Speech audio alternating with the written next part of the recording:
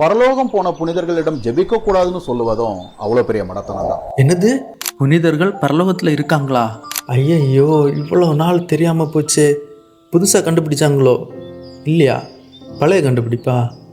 ஓ, சரி சரி.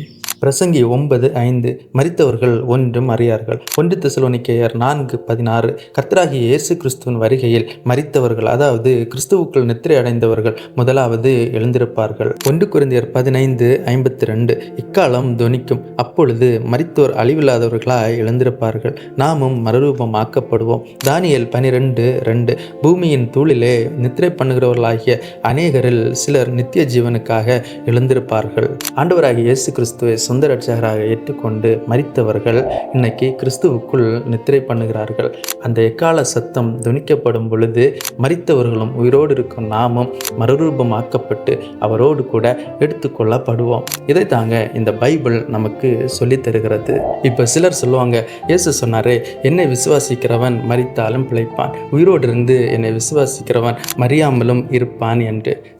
அவர் சொன்னது, இன்னைக்கு நாம் அவரை விசுவாசித்தால் அந்த இரண்டாம் மரணமாகிய நரகத்திலிருந்து நம்மை மீட்டு என்றென்றைக்கும் நாம் பிழைக்கும்படி அந்த நித்திய ஜீவனை அவர் நமக்கு தருவார். இது புனிதர்களுக்கு மட்டுமல்ல, இன்னைக்கு அவரை விசுவாசித்து அவருடைய வழிகளில் நடக்கிற அத்தனை பேருக்கும் அவர் கொடுத்த ஒரு ப்ராமிஸ், அதாவது ஒரு வாக்குத்தத்தம் தான் இந்த வார்த்தைகள்.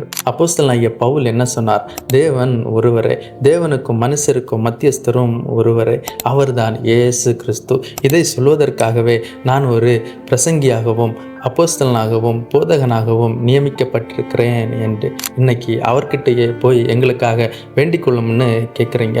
இன்னைக்கு அவர் இங்கே இருந்திருந்தா இதெல்லாம் பார்த்துட்டு சந்தோஷப்பட்டிருப்பாரா? ஆவியானவர் தாமே வாக்கு கடங்காத பெருமூச்சுகளோடு நமக்காக வேண்டுதல் செய்கிறார் என்று இந்த பைபிள் சொல்லுது. அதனுடைய அர்த்தம், நாம் பரிசுத்தாவில் நிறைந்து ஜெபிக்கிறதான ஜெபங்கள் கேட்கப்படும், அதற்கான பதில் அந்த பரத்திலிருந்து வரும். இன்னைக்கு சிலர் புனிதர்களை தேடி ஓடி ஓடி போகிறீங்க. அன்னை மரியாளே எங்களுக்காக வேண்டிக் கொள்ளுங்கன்னு கேட்குறீங்க.